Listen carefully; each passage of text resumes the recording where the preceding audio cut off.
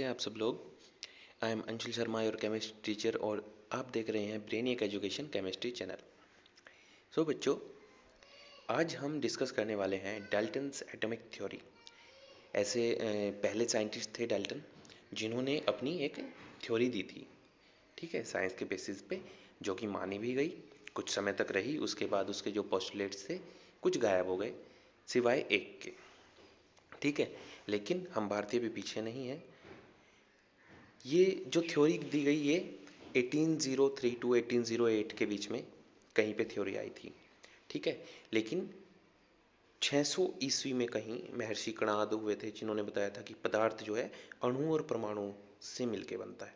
तो बहुत पहले, लेकिन कोई थ्योरी नहीं थी, उनके तो उपदेश चलते थे पहले तो महर्षि के। सो ऐसे ही बुक्स में वो नहीं आई थ्योरी, ठीक है। सो डाल्टन ने थ्योरी दी थी, तो आइए देखते हैं इसी को। सबसे पहले देखते हैं कि जो कॉन्सेप्ट मैटर की कंपोजिशन का दिया था, वो डेमोक्राइटस ने भी सजेस्ट किया था कि मैटर जो है स्मॉल पार्टिकल से बनता है, स्मॉलर पार्ट होते हैं मैटर के, जो कि फर्दर डिवाइड नहीं किए जा सकते, ठीक है। जो पार्टिकल उसने, उसको क्या बोलेंगे फिर, कि वो पार्टिकल इनडिविजिबल है और इनडेस्ट्रक्टिव है। यहीं पे आके डाल्टन भी अटक गया था, ठीक है, जो कि आज आप लोगों को पता है कि ऐसा नहीं होता। Clear guys? सो आइए देखते हैं फिर। The word atom, atom word कहाँ से आया? Has been derived from the Greek word atomos, जिसका मीनिंग होता है क्या? इनडिविजिबल। क्या मीनिंग होता है इसका? इनडिविजिबल, ठीक है। इनडिविजिबल, इनडिस्ट्रक्टिव, जिसको काटा ना जा सके, जिसको तोड़ा ना जा सके, फर्दर डिवाइड जिसका ना हो, ठीक है। सो ग्रीक वर्ड था। अब एटम का जो जिक्र है वो न्यूटन ने भी किया है, बॉयल ने भी किया है अपनी अपनी बुक्स में, ठीक है। न्यूटन ने भी 1661 में और बॉयल ने 1704 में। Clear guys? लेकिन इन सारी जो जितनी भी चीज़ें थी, इन्फॉर्मेशन थी, ठीक है, पहले पत्रिकाओं में छपती थी चीज़ें, या शोज़ होते थे, स्टेज शो होते थे, जिन केमिस्ट करते थे वहाँ पे एक्सपेरिमेंट अपने, तो वहाँ से जानकारी सारी जुटाई गई बाय द डाल्टन और सबको इकट्ठा किया और साइंटिफिक बेसिस पे उसने अपनी एक थ्योरी दी। सो गाइज, उसके पोस्टुलेट्स क्या थे वो देखते हैं, वो मेन है, वही आपको याद रखने हैं, वही आपको लिखने हैं, क्या पोस्टुलेट्स थे। सो ये हैं डाल्टन्स की थ्योरी के मेन पॉइंट्स जो आपको हमेशा याद रखने हैं, ठीक है। फर्स्ट है, elements consist of minute indivisible indestructive particles which are called atoms. उसका कहना यह था कि मैटर जो है वो टाइनी पार्टिकल से मिलके बना है, जिसको हम एटम कहते हैं, और उसका जो काटा नहीं जा सकता, उसको बांटा नहीं जा सकता उसको, ठीक है, वो इनडिविजिबल है, इनडिस्ट्रक्टिव है। Clear guys? तो सबसे छोटा जो पार्टिकल उस वक्त माना 1808 में, और उसके बाद तक भी, जब तक कि नई थ्योरीज नहीं आ गई, तब तक यही चलता रहा कि smallest particle of the universe is atom. Second, atom of an element are identical to each other. Atoms of same element ऐसे बोल सकते हैं, एटम्स ऑफ सेम मैटर ऐसे बोल सकते हैं, या कोई हमारे पास सब्सटेंस है जो एक ही जैसा है, उसके जो सारे एटम है, ठीक है, चाहे हमने उसको पार्टीशन में रखा है, कहीं कहीं भी रखा है, ठीक है, तो उसके जो एटम्स हैं आइडेंटिकल मीन्स सेम होंगे, बिल्कुल टू कॉपी होंगे, है ना, एक जैसे होंगे। क्लियर? होते भी हैं बिल्कुल। अगर मैं हाइड्रोजन ले लूँ तो हाइड्रोजन के सारे एटम हाइड्रोजन के जैसे ही होंगे, जैसा एक होगा वैसे ही सारे होंगे, ठीक है, कोई भी एलिमेंट ले लें, ठीक है, ये बात तो सही है। आगे चलते हैं। Atoms of different element differ in properties and have different masses and size. ये भी बात सही है भाई, डिफरेंट जो सब्सटेंस होंगे उनके एटम भी डिफरेंट होंगे, और जो सेम सब्सटेंस होंगे उनके एटम भी सेम होंगे, ठीक है। फोर्थ क्या है? Compounds are formed when atoms of different element combine with each other in simple numeric ratio such as 1 to 1, 1 to 2, 1 to 3 and so on. भाई बात बिल्कुल सही है उसकी। जैसे कि सिंपल सा एग्जांपल लेते हैं, बिल्कुल आपकी समझ आएगा। H2O, इसमें एक हाइड्रोजन का एटम है और एक ऑक्सीजन का एटम है। दोनों आपस में क्या हुए हैं, कंबाइन हुए हैं, ठीक है। और कंबाइन हुए किस में है, अगर मैं इनका रेशियो देखूं, अगर मैं इनका रेशियो देखूं तो क्या होगा रेशियो, 1:8, ठीक है। इनका मास का रेशियो देखूं, या फिर अगर एटम का ही रेशियो देखूं तो 2:1। कभी भी ये फ्रैक्शनल नहीं होगा, ऐसा नहीं होगा कि आधा एटम वहाँ पे ऐड हो जाए, ठीक है। आधा एटम कभी भी ऐड नहीं होगा। Clear guys. So simple whole number ratio में ये जुड़ेंगे। Okay. Atoms can not be created, destroyed और transformed into atoms of other element, ये भी बोला था उसने, ठीक है। लेकिन कुछ थ्योरीज आई जिसके बाद क्या हुआ कि ये चीज़ें तो गलत है। एटम जो है ना क्रिएट भी किया जा सकता है, क्रिएट मीन्स ट्रांसफॉर्म किया जा सकता है, ठीक है। क्या हुआ था सबसे पहले कि कार्बन से, कार्बन के एटम पे हमने क्या एक्सपेरिमेंट करके क्या बना दिया था, उसको नाइट्रोजन के एटम में कन्वर्ट कर दिया था, ठीक है। तो ये भी हो गया था, आगे बताता हूँ अभी मैं।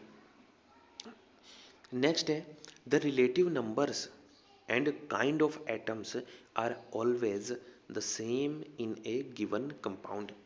Relative number and kind of atoms are always same in the, भाई जो कोई कंपाउंड है उसमें जो एटम है एक जैसे, वो हमेशा सेम रहने वाले हैं, ठीक है, कभी वो बदलेंगे नहीं। अगर भाई अभी H2O का एग्जांपल लिया था तो उसमें 2 हाइड्रोजन जुड़े हुए थे, दोनों सेम थे। क्लियर।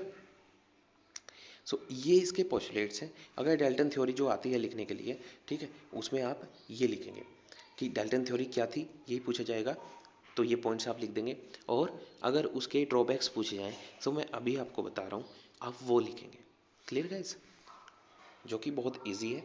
और ये थ्योरी आपकी सारी थ्योरी पे भारी है बिल्कुल, इसके अलावा कुछ नहीं है, ठीक है। सो आप इसको माइंड में रखेंगे। ओके।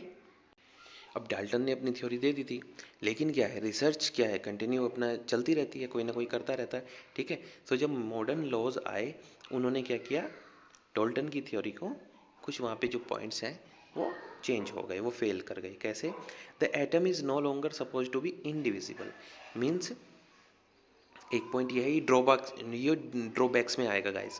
क्लियर, ये ड्रॉबैक्स में आएगा कि मैं जो एटम उसने बताया था कि इनडिविजिबल है, स्मॉलेस्ट पार्टिकल है, ऐसा नहीं है, ठीक है। क्योंकि एटम भी एक क्या है, कॉम्प्लेक्स है, कई सारे टाइनी पार्टिकल से मिलके वो बना है। Clear guys. सो एटम को हम क्या बोलेंगे कि ये डिविजिबल है, इसको डिवाइड किया जा सकता है। Okay. The atom is not a simple particle but a complex one, ठीक है। उसमें न्यूट्रॉन, प्रोटॉन और इलेक्ट्रॉन से मिलके बनता है, ठीक है। ये पता चला। सो वहाँ पे पॉइंट गलत होते गए, नई थ्योरी आती गई। अब second, atoms of element may not necessarily possess the same mass but possess the same atomic number and show similar chemical properties. भाई उसने बोला था कि एक जैसे मैटर के जो एलिमेंट एटम होंगे वो सेम होंगे, ठीक है, और उनका जो मास होगा वो डिफरेंट होगा, और उनका जो एटॉमिक नंबर होगा वो भी डिफरेंट होगा। लेकिन जैसे ही आइसोटोप की डिस्कवरी हुई, आपको पता होगा आइसोटोप का जो एटॉमिक नंबर होता है, जैसे कि मैं हाइड्रोजन के आइसोटोप बता रहा हूँ आपको, 1H1, 1H2, 1H3, ठीक है। सो ये हाइड्रोजन के आइसोटोप हैं, प्रोटियम, ड्यूटेरियम और ट्राइटियम। Clear guys. सो यहाँ पे देखो एटॉमिक नंबर तो है सेम, एलिमेंट है अलग अलग, हैविंग डिफरेंट मास नंबर, ठीक है। सो इनकी डिस्कवरी के बाद ये पॉइंट भी उसका फेल कर गया। Clear guys. आइसोटोप की डिस्कवरी के बाद, उसके बाद आता है एटम्स ऑफ डिफरेंट एलिमेंट में possess the same mass but they always have different atomic number and differ in chemical properties.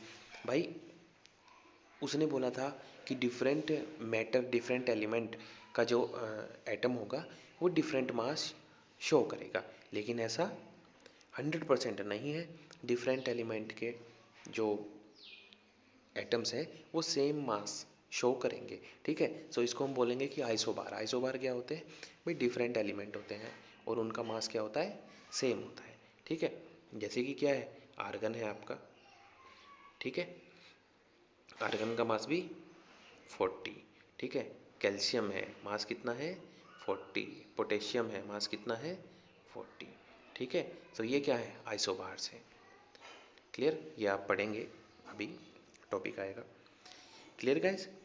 So fourth point क्या है, atoms of one element can be transmuted into atom of other element. जैसा कि मैंने बताया था कि carbon के atom को हमने नाइट्रोजन के एटम में कन्वर्ट कर दिया था। ट्रांसम्यूटेशन मीन्स चेंज कर देना, ठीक है। तो डाल्टन को ये नहीं पता था, लेकिन आगे आने वाले एक्सपेरिमेंट्स में ऐसा कोई साइंटिस्ट ने कर दिखाया। सो ये चीज़ें गलत होती गई, थ्योरी डेवलप होती गई और हम आगे बढ़ते गए।